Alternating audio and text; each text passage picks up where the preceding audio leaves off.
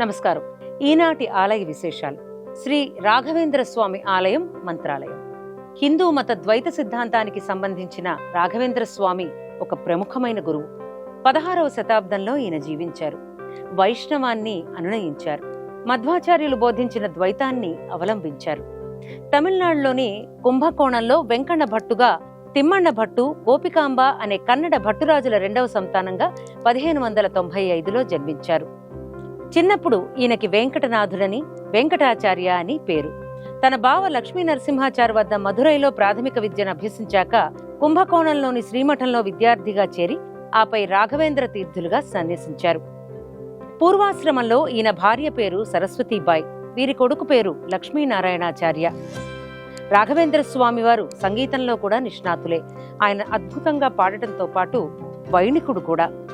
గురువు తర్వాత మఠం బాధ్యతలు స్వీకరించి ఆపై దక్షిణ భారతదేశంలో విజయం చేయటానికి బయలుదేరి ఎన్నో అద్భుతాలను ప్రదర్శించి అనంతరం మంత్రాలయంలో ఆయన సమాధి అయ్యారు.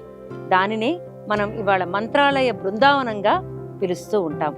ఈ మంత్రాలయాన్ని, రాఘవేంద్ర స్వామి బృందావనాన్ని దర్శించడానికి దేశ విదేశాల నుంచి అనేక మంది భక్తులు రోజూ వస్తూ ఉంటారు. శ్రీ రాఘవేంద్ర స్వామి మఠంలో ఎన్నో పూజలు జరుగుతూ ఉంటాయి. ముఖ్యమైనవి ఉత్తరాయ పాద పూజ. ఇది ఉదయం 7:30 గంటలకు జరుగుతుంది.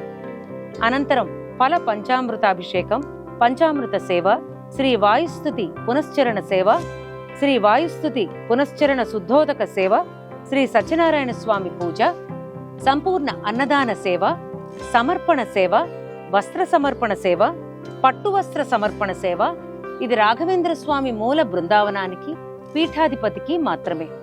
అలాగే బంగారు పల్లకీ సేవ, బంగారు రథోత్సవ సేవ, కనక కవచ సమర్పణ సేవ, రజత రథోత్సవ సేవ, రథోత్సవ సేవ, కనక మహాపూజ, మహాపూజ, సర్వసేవ, అలాగే పౌర్ణమి నాడు చేసే ప్రత్యేకమైన సేవలు, గోదాన సేవ, ద్వాదశి ఆరాధనోత్సవాల సమయంలో పూజ వేళల్లో మార్పులు ఉంటాయి.